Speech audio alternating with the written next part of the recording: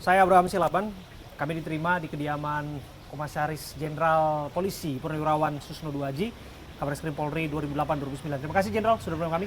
Terima kasih Mas Abraham, para penonton sekalian, Ya. penonton e-news. Pak Susno, kita sudah lihat ya sebetulnya Ya. bagaimana pra-peradilan akhirnya digelar, yang mana sempat tertunda pada akhirnya digelar. Dan di sana disampaikan oleh pemohon, dalam hal ini Peggy yang diwakili oleh kuasa hukumnya, Ya. bahwa disebutkan penetapan tersangkanya minim bukti, sehingga Peggy sudah selayaknya dibebaskan, dan kemudian barang bukti yang sempat disita disebutkan ada sepeda motor juga harus segera dikembalikan kepada Peggy, termasuk memulihkan nama baiknya. Komentar Anda? Komentar saya ya bagus. Pertama saya terima kasih sama Polri yang masih aktif, khususnya Polda Jabar, karena saya polisi juga ya, Ya. bahwa mereka datang. Nah, dengan datang ini artinya menghilangkan dugaan yang macam-macam, menunjukkan bahwa mereka datang benaran, tepat janji. Tepat janji yang kedua ya. Janji yang pertama nggak tepat. Karena janji yang pertama katanya akan datang, sudah siap, terus tidak datang. Ternyata dibully macam-macam. Oke lah, itu sudah lewat. Tapi dia datang sekarang, bagus. Memang harus begitu. Aparat penegak hukum harus jadi contoh di dalam ketaatan. Jadi saya hargai, bagus. Nah, tentang isi gugatan memang seperti itu. Nah, tinggal nanti tergugat ya Polri, benar nggak isi gugatan yang disampaikan oleh advokatnya Peggy Setiawan. Ya. Ya, tidak jauh berbeda sebetulnya Pak Susno, yang disebutkan bahwa mereka meyakini Peggy alias Peron yang disebutkan berkali-kali dalam fakta persidangan bukanlah Peggy Setiawan yang saat ini ditahan oleh Polda Jawa Barat. Ya, jadi ada dua ini nanti. Satu, digugat itu bahwa yang ditangkap ini error in persona. Bukan Peggy yang sebagaimana disebutkan dalam putusan pengadilan. Nah, karena apa? Salah orangnya. Kenapa salah orangnya? Kalau nggak salah dengan namanya beda. Peggy Peron dengan Peggy Setiawan. Alamatnya beda. Kecamatannya pun jauh berbeda. Terus ciri-ciri orangnya berbeda juga. Nah, kemudian Peggy yang ini sudah lama dicari. Kalau sudah lama kalau mau nangkapnya, jadi dekat sama Polda kok. Kalau di Bandung jauh sama Polda. Nah, yang kedua, syarat daripada penangkapannya tidak memenuhi syarat, tidak memenuhi dua alat bukti. Karena syarat penangkapan tidak memenuhi dua alat bukti, maka tentunya syarat penahanan juga tidak benar ya. Karena syarat penahanan tidak benar, maka syarat untuk menentukan sebagai tersangka tidak benar juga. Nah, tentunya dikatakan juga merembet ke yang lain. Upaya paksa yang lain seperti penyitaan sepeda motor dan sebagainya itu tidak benar juga karena bukan orangnya gitu. Ya. Kalau disebutkan bahwa sungguhnya polisi sudah memiliki bukti-bukti yang kuat, ijazah, foto, itu hanya apa yang diperlihatkan ke muka publik. Kemudian ada petunjuk termasuk keterangan dari salah satu terpidana yang meyakini bahwa Peggy terlibat dalam pembunuhan termasuk dugaan persetubuhan terhadap Vina. Komentar Anda? Pertama kita urutkan dari atas ya. 184 paling atas itu adalah keterangan saksi. Betul. Jadi keterangan saksi ini kalau saya katakan gugur lah gitu. Mengapa gugur? Ya karena keterangan saksi berbeda. Peggy kan punya saksi juga. Betul. Yang ini punya saksi bertentangan. Di antara yang masuk di dalam tahanan yang sudah divonis ada 7, ada 8. 8 ini 5 apa berapa mengatakan tidak kenal Peggy ini. Ya kalau nggak kenal pembunuhan bersama-sama nggak kenal. Jangankan begitu, satu saja di antara 3 misalnya tidak sama, maka ini kesaksian lemah. Apalagi ini banyak sekali. Jadi kesaksian jelas lemah tanpa didukung kesaksian lain. Waktu Kadip Humas mengatakan bahwa saksinya sudah diperiksa 78 ya kalau nggak salah ya. Betul. Dan ada 17 saksi yang setidaknya mengonfirmasi keterlibatan Peggy. Ya. Taruhlah kita anggap 17 apa 18 memberatkan, tapi sisanya kan 60 kan. 60 bertentangan. Ya, 17 lawan ini, jangankan 17, satu aja nggak sama, maka ini lemah. Tanpa didukung alat bukti lain. Berarti alat bukti saksi gugur. Ya ini, tolong kita kawal nanti. Kita lihat nanti apa namanya hakim gimana. Yang kedua apa? Saksi ahli. Oke, mungkin sudah diperiksa saksi ahli. Kita anggap sudah diperiksa 30 saksi ahli. Ya, keterangan ahli. Misalnya keterangan ahli pidana, ahli apa, segala macam. Tapi kan semua ahli itu pasti aku yakin 100% tidak ada di antara ahli itu yang menyebutkan bahwa pelakunya Peggy. Nggak ada kan? Kalau ada keterangan ahli yang menyebutkan pelakunya Peggy, berarti ahli ini udah perlu diperiksa ini. Berarti ini udah nggak bisa juga. Ahli nujum. Ahli nujum. Satu lagi, apa lagi? Dia tidak berada di TKP, dia tidak melihat langsung peristiwa itu dan sebagainya. Surat. Apa yang dimaksud surat? Oke lah, kita anggap pisem surat. Oh, nggak bisa. Pisem itu tidak mungkin menyebut pelakunya Peggy. Hanya menyebutkan orang ini meninggalnya karena apa? Benda tumpul, benda tajam, ditusuk, minum racun. Sperma. Iya, taruhlah itu ada semua. Itu kan hanya surat, tidak menunjuk kepada Peggy. Dan tidak menunjuk kepada Peggy. Berarti gugur juga ini. Yang habis itu apa? Selesai itu adalah petunjuk. Nah, petunjuk ini harus kumpulan dari semua ini yang mengait satu persatu. Ini nggak ada persesuaian, berarti petunjuk ada gugur juga. Nah, taruhlah surat lagi dianggap apa? Laporan polisi. Jangan sampai laporan polisi menjadi alat bukti. Laporan polisi justru yang harus dibuktikan. Termasuk satu lagi apa? Putusan pengadilan. Putusan pengadilan ini bukan alat bukti. Putusan pengadilan menyebutkan Peggy. Nah, apakah Peggy yang ditangkap ini? Bukan, itu yang harus dibuktikan juga. Nah, kalau keterangan terdakwa atau tersangka jelas menolak kan? Berarti nggak ada. Terkecuali Polri atau penyidik menunjukkan sesuatu yang belum pernah kita lihat. Misalnya, nah ini kan ada sidik jari, ada laborat, ada HP, ada CCTV, ada segala macam. Dan itu menyatakan bahwa Peggy punya pelaku. Darah korban ada di Peggy, sperma Peggy ada di Vina. Nah, yang menunjukkan identitas Peggy ada dalam visum et repertum. Iya, dan satu lagi ya. Kenapa ini? Yang kita harap-harap. Saya sangat berharap pra peradilan dan penyidikan ini bisa membuka dua alat bukti yang disebutkan di pengadilan. Yang ini tidak dibuka. Ini tanda tanya besar. Apa itu? CCTV. Bukankah saksi polisi, ini catat loh, saksi polisi anak buah Rudiana loh, bukankah saya ya, di BAP yang setebal gini, mengatakan mereka sudah menyita CCTV, 6 apa berapa, dan itu belum dibuka. Kenapa hakimnya on? Yang saya katakan on lah hakimnya. Di mana bapak hakim yang mutus itu? Mudah-mudahan sudah pensiun ya. Kalau belum pensiun harus dilacak loh hakim ini. Hakim-hakim model masih aktif. Paling masih aktif. Sejauh ini kami telusuri masih aktif, tapi kami harus cross pulang. Kalau masih aktif, hati-hati kalau dia mutus perkara. Perkara yang sedemikian hebat, pembunuhan tanpa didukung alat bukti forensik, dia berani menghukum orang seumur hidup. Catat ya, hakim yang ini. Tiga beberapa hakim ya. Termasuk juga hakim ini, hakim apa namanya? Hakim banding. Termasuk juga hakim kasasi. Catat ini. Hakim ini hakim banding kasasi. Ini perkara berat, pembunuhan. Menghukum 7 orang seumur hidup, 1 orang 8 tahun. Dan masih menanya 3 lagi. Ini hakim model apa? Hakim model ini gawat ini kalau Indonesia punya hakim kayak gini. Kenapa? CCTV kita harap dibuka.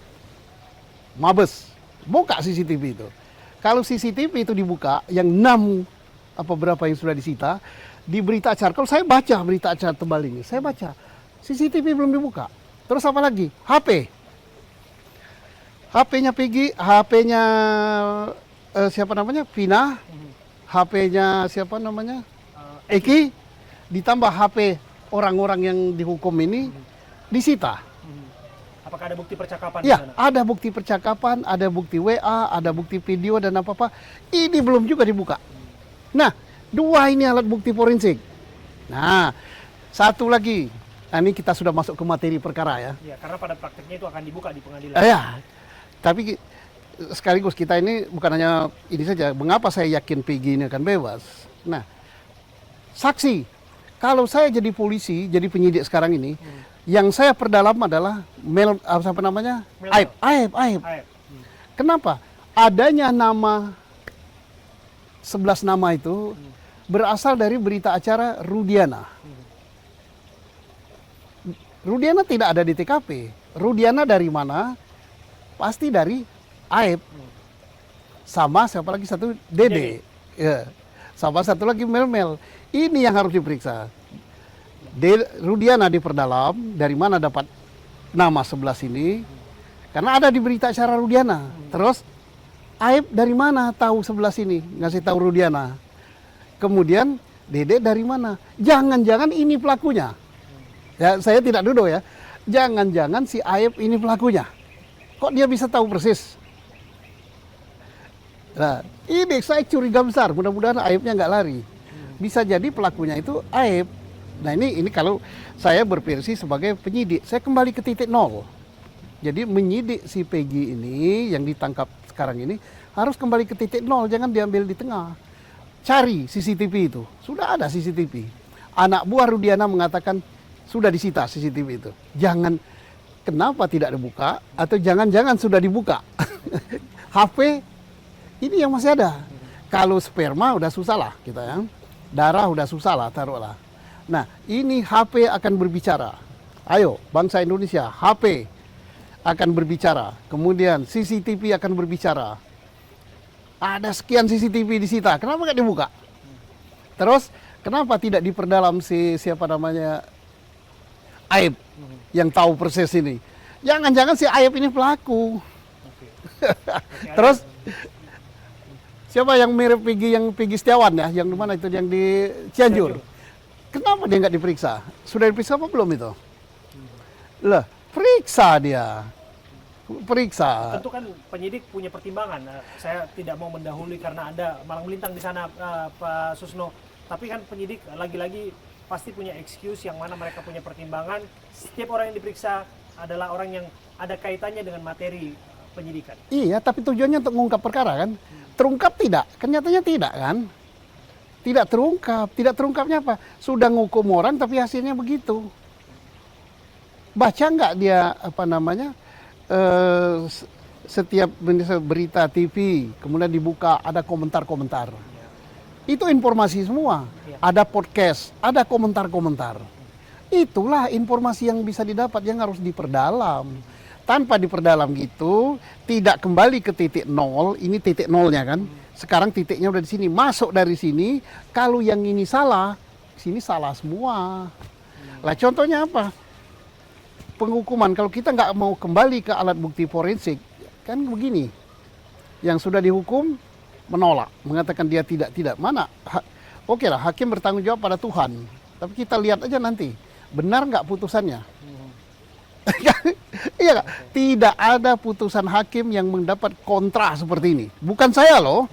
Hakimnya mau marah sama saya ya jangan marahilah seluruh rakyat Indonesia yang 99% mungkin lebih ya, komentarnya itu dibaca. Nah ini dibaca. Hakim ketua yang menyidangkan ini, hakim anggota, hakim apa namanya banding, hakim kasasi, baca ini. Dulu Anda baca berkas itu apa tidak? Kalau membaca berkas, Anda percaya pada berkas itu apa tidak? Nah, makanya kembali ke kito. Kito daripada persidangan dan pembuktian itu, yang dibuktikan itu berdasarkan alat bukti, fakta hukum yang terungkap di persidangan. Nah, penyidik juga begitu. Kenapa ini jadi kacau beliau kayak gini? Karena penyidik tidak kembali ke makna penyidikan.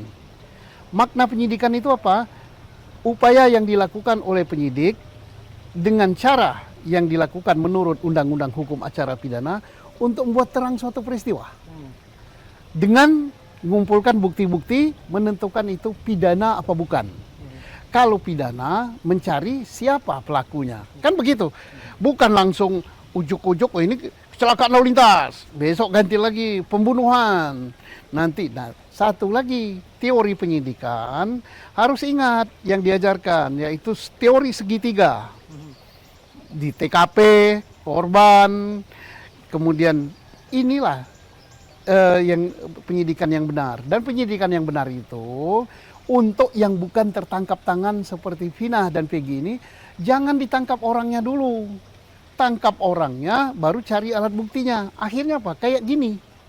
Mestinya kumpulkan dulu alat buktinya. Setelah alat buktinya terkumpul, oh ini, baru mengarah ke orangnya. Tangkap orangnya. Begitu ditangkap, kalau ada gugatan pra peradilan, ya gampang. Sudah punya alat bukti yang terukur. Bukan sebaliknya, ditangkap dulu, dicarikan alat buktinya. Kacau. Nah ini, saya katakan, saya ini polisi lah. Saya sedih. Kenapa saya sedih? Mungkin yang paling sedih di Indonesia saya menangis. Karena saya tahu teori penyidikan, saya tahu dengan praktek penyidikan 36 tahun jadi polisi. 90% waktu saya habiskan di penyidikan. Lah kalau melihat penyidikan mobil dir gini, amburadul. Kasihan Polri. Kenapa saya katakan kasihan? Baca nggak komentar-komentar di wawancara kayak gini? Baca nggak komentar-komentar di WA Group? Baca nggak komentar-komentar di medsos? Sedih. Kemana muka ini ditaruh? Ya mudah-mudahan dengan kasus Vina yang terakhir, ini bisa membersihkan nama. Artinya Peggy kalau nggak bersalah bebaskan. Dan semuanya bebaskan. Karena apa? Dalam pra peradilan itu saya katakan berkali-kali, jangan menghitung pra peradilan ini kalah menang. Pra peradilan ini adalah benar dan salah. Kita mencari kebenaran, bukan cari kalah menang. Mengenai komentar-komentar itu saya coba singgung sedikit ya Pak Susno. Bahwa ada juga yang menyebutkan bahwa itu adalah trial by the pers misalnya. Atau komentar netizen dan sebagainya. Tapi balik lagi dalam ruang persidangan dianggap hakim punya otoritas penuh untuk melakukan pemeriksaan dan melakukan memutus perkara dan sebagainya, termasuk berdasarkan fakta-fakta persidangan. Tapi lepas dari itu, menurut Anda apa yang mesti didorong? Apa yang mesti didorong oleh Polri dalam hal ini, Polda Jawa Barat dalam hal ini, karena kan besok kan akan digelar bukti untuk memastikan bahwa komentar-komentar yang berseliweran tadi juga bahwa mereka punya apa ya? Punya counter narasi mengenai polisi punya bukti, mereka punya keyakinan terhadap apa yang mereka lakukan.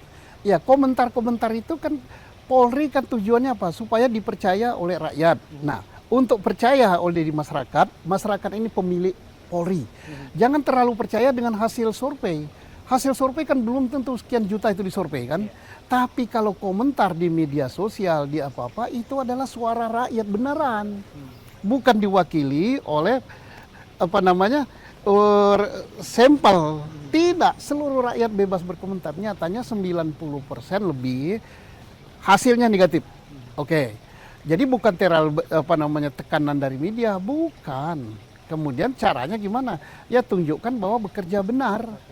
Nah, tunjukkan bahwa bekerja benar, tunjukkanlah. Nah, sekali lagi saya katakan, kebebasan hakim, kepercayaan hakim. Hakim boleh bebas memutus berdasarkan keyakinan. Tapi untuk mendapatkan keyakinan itu bukan gendeng-gendengan, langsung aku yakin ini dia. Bukan.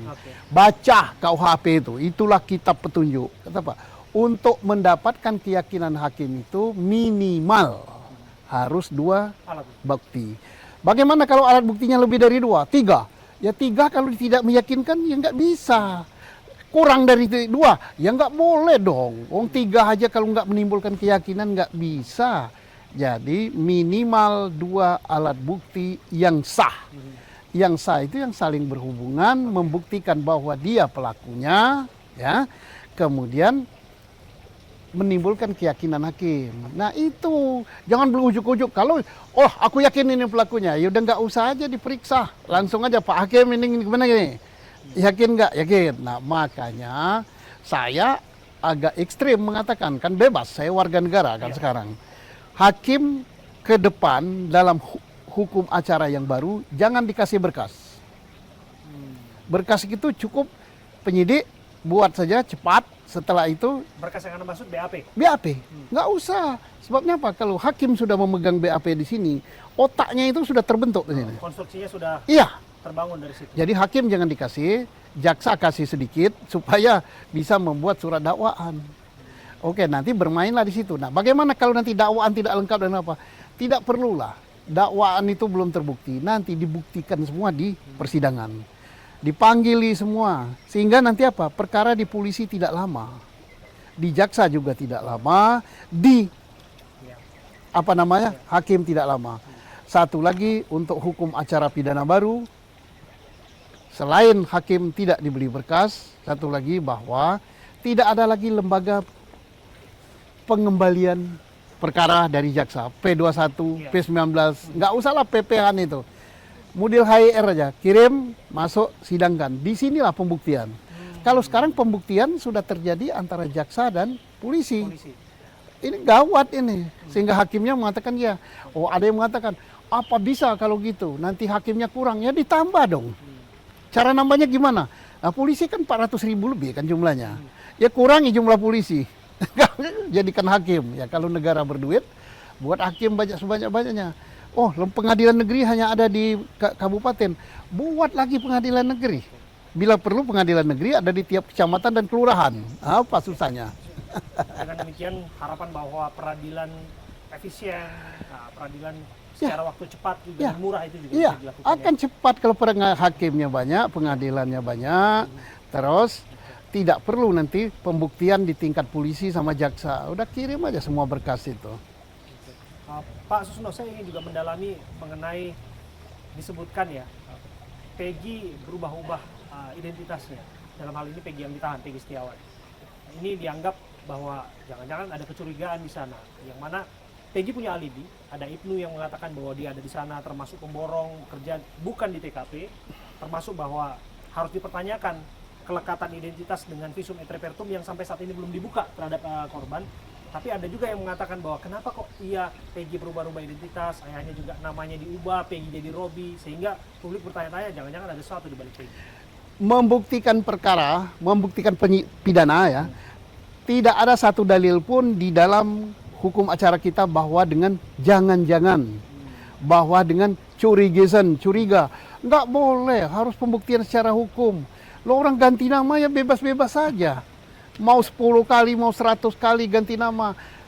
Yang penting nama asli dia ada. Kalau nama asli dia nggak ada, nanti KTP-nya nggak benar. Minta SIM nggak bisa, minta paspor nggak bisa, minta visa nggak bisa, nikah nggak bisa, buka rekening bank duitnya nggak bisa ditarik.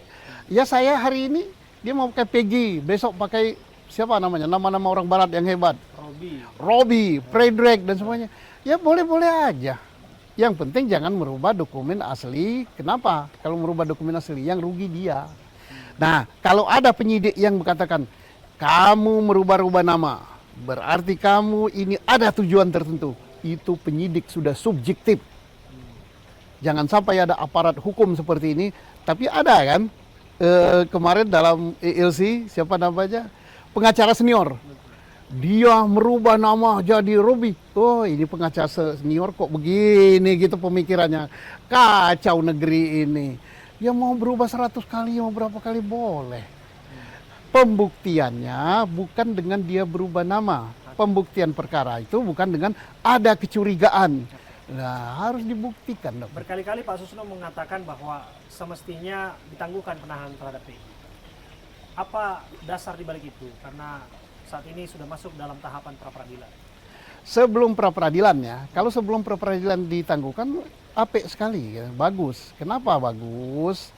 Karena seseorang ditangkap 1 kali 24 jam, ini kewenangan polisi. Tidak perlu dengan 2 alat bukti. Begitu 1 kali 24 jam meragukan, alat buktinya kurang, tidak perlu ditangguhkan, tidak perlu ditahan bila perlu kan. Tidak perlu ditahan. Nah, kalau sudah terlanjur lebih dari 1 kali 24 jam, dia udah ditahan 2 kali 24 jam, atau 3 kali 24 jam, atau seminggu, tangguhkan. Kenapa tangguhkan? Loh, buktinya belum lengkap. Nah, jangankan, karena polisi nahan kan, penyidik menahan 20 hari kan. 20 hari habis, ditambah lagi 40 hari, 60. Cukup nggak? Nah, kita ambil aja waktu. 8 tahun, buktinya tidak cukup. Boro-boro ini hanya 60 hari, ngapain nahan dia? ini katanya lagi, saya suka katanya. Katanya lebih bagus membebaskan 1.000 orang yang bersalah daripada menghukum 1 orang yang tidak bersalah. Jangan itu jadi di mulut aja, di lambe aja. Harus dibuktikan. Lepas. Nah lepas kenapa? Oh itu hukum boleh kok menangguhkan orang. Harus permohonan, nggak usah harus permohonan. Ragu-ragu udah dilepasin aja, tapi kalau dilepaskan itu bukan berarti penyidikan dihentikan. Tidak. Penyidikan tetap jalan, tidak perlu dibuka kembali, tetap jalan. Pelan, tapi lebih meyakinkan. Makanya CCTV bisa dibuka. Kalau CCTV bisa dibuka, bisa kelihatan siapa di situ. Siapa di situ? Oh, nggak punya alatnya. Ya kan di Surabaya itu ada yang mengatakan nggak pula alatnya. Kapolda mengatakan tidak bisa ngambil DNA, harganya mahal. Lapor ke Mabes dong. Anggaran penyidikan udah besar sekarang. Jadi jangan alasan itu dibuat-buat. Sama dengan, nggak bisa dibuka di mana? Cirebon. Kan ada Jakarta kan. Jakarta nggak bisa, minta bantuan internasional. Karena ini menyangkut nyawa 2 warga negara Indonesia. Pak Susno, akan seperti apa jalannya pra peradilan? Dalam hal ini prosesnya kan sedang berjalan dan barangkali Anda ada input tersendiri terhadap hakim yang akan mengoreksi semuanya. Sekarang saya positive thinking ya. Positive thinking saya hakimnya baik, bijaksana, clear and clean, sesuai antara ucapan dengan kata. Dia katakan kan yang saya mengiang di sini, saya tidak ada kepentingan. Ya. Yang saya maksud itu tidak ada kepentingan itu mungkin terhadap pihak-pihak yang berperkara ya. Tapi dia punya kepentingan dong. Sebagai hakim kepentingannya apa? Menegakkan kebenaran dan keadilan. Itu kepentingan dia. Tapi kalau hakimnya tidak ingin menegakkan kebenaran dan keadilan, hanya tenggang rasa, wah ini maka kebenaran dan keadilan tidak tegak. Nah, sekarang kenapa Anda nggak nanya peluangnya yang menang? Peluangnya akan seperti apa? Ya kalau peluangnya nggak usah diumumkan. Saya buat podcast hari ini sepanjang penyidik Polri tidak bisa menunjukkan bukti saintifik, ya, maka dari sudut mana mau menang? Saksi, saksi gugur semua kok. BAP, bukan BAP, putusan pengadilan, itu bukan bukti kok. Apalagi pisem nggak menunjuk kok. Apalagi ya ada keterangan ahli, mau 100 keterangan ahli pun tidak ada satupun yang mengatakan Peggy pelakunya. Petunjuk apalagi mau ditunjuk satu sama lain. Petunjuk itu adalah persesuaian alat bukti kan. Termasuk surat ya. Termasuk surat dari siapa? Rapor. Ya rapor justru tidak menunjukkan Peggy pelakunya. Terus surat lagi apalagi kartu keluarga tidak juga. Apalagi foto yang diangkat oleh Kadip Humas. Yang katanya rahasia, inilah foto yang saya angkat, yang tunjukkan. Ya foto 3 bersaudara kok mau apa? Jadi saya nggak katakan yang menang penggugat ya, tidak ya. Ya dengar saja omongan saya tadi. Terakhir ya Pak Susno ya, ini mengenai keberadaan dari Abdul Pasren, seorang ketua RT yang dianggap penting kesaksiannya untuk diperdengarkan ke muka publik. Karena akhir-akhir ini memang sangat sulit untuk mengetahui keberadaan beliau, mencari jejak beliau. Kami pun sudah berkali-kali melakukan pendekatan, tapi hingga kini belum menemukan yang bersangkutan. Hal ini dirasa penting karena keterangan demi keterangan mulai terkuak, bahkan ada yang merasa bahwa ini bertendensi ke arah kebohongan alias palsu. Jadi Pasren ini saksi kunci yang sangat kunci-kunci ya. Tapi jangan sampai jadi kunci Inggris ya, cocok untuk semua. Kenapa? Kalau saksi Pasren dia mengatakan bahwa betul para terpidana yang masuk sekarang ini semua ada di rumah anaknya, termasuk anaknya pada malam kejadian. Berarti mereka yang sekarang terhukum yang sekarang dihukum ini, alibinya tidak cocok gitu dengan kejadian. Berarti mereka harus bebas semuanya. Tapi gara-gara dia ngomong begitu, maka mereka jadi tersangka, akhirnya jadi terpidana. Kalau Pasren, mana yang benar, mana yang tidak, saya tidak tahu, ada di hatinya. Kalau dia mempertahankan misalnya yang ini yang bohong, tetap dia pertahankan, akibatnya orang dipidana seumur hidup, dosa tanggung penumpang. Lah, sangat penting. Oh, sulit nyarinya? Nggak ada yang sulit saya kira. Kalau Polri mau menyarinya tidak, tapi yang sulit nyarinya mungkin orang lain. Lah, mengapa sulit? Mungkin ada yang membuatnya sulit, gitu kan. Saya tidak mengatakan pasien ini bohong, pasien ini benar. Mari kita lihat nantinya. Ya. Kemudian satu lagi ya, yang perlu saya tambahkan, kejahatan ini kejahatan bersama-sama. Kan tidak sendiri-sendiri bunuhnya kan. Harus ada berita acara konfrontir. Kalau tidak buat berarti penyidiknya tidak profesional. Gimana? Suatu perbuatan pembunuhan, perkosaan dilakukan bersama, yang ini sudah dihukum, yang ini masih dalam pemeriksaan, yang ini menolak. Cocokkan aja sama orang ini dengan berita acara, namanya berita acara konfrontir.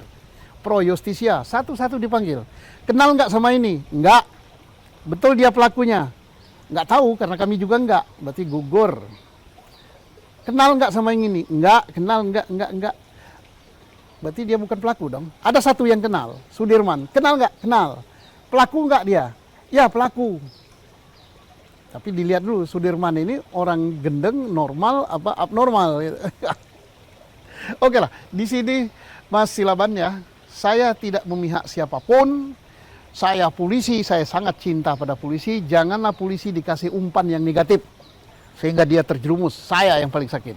Polisi kita bela dengan memberikan masukan-masukan yang baik. Masukan yang baik itu kadang-kadang pahit, nggak enak gitu kan. Tapi itulah. Nah, saya juga tidak membela Peggy. Sanak saya bukan, famili saya bukan, kenal pun bukan, lihat wajahnya baru ini. Yang saya tetap bela adalah kebenaran untuk mencapai keadilan. Jangan sampai direkayasa perkara ini. Kalau direkayasa tidak enak. Mengapa saya katakan tidak enak? Ini Bung merasakannya. Saya direkayasa oleh penyidik instansi saya. Jangan lagi, cukup saya korbannya. Terima kasih Komisaris Jenderal Polisi Purnawirawan Susno Duaji. Polri 2008-2009. Sudah. Terima kasih Mas Silaban, mudah-mudahan rakyat Indonesia mendengarkannya. Terima kasih.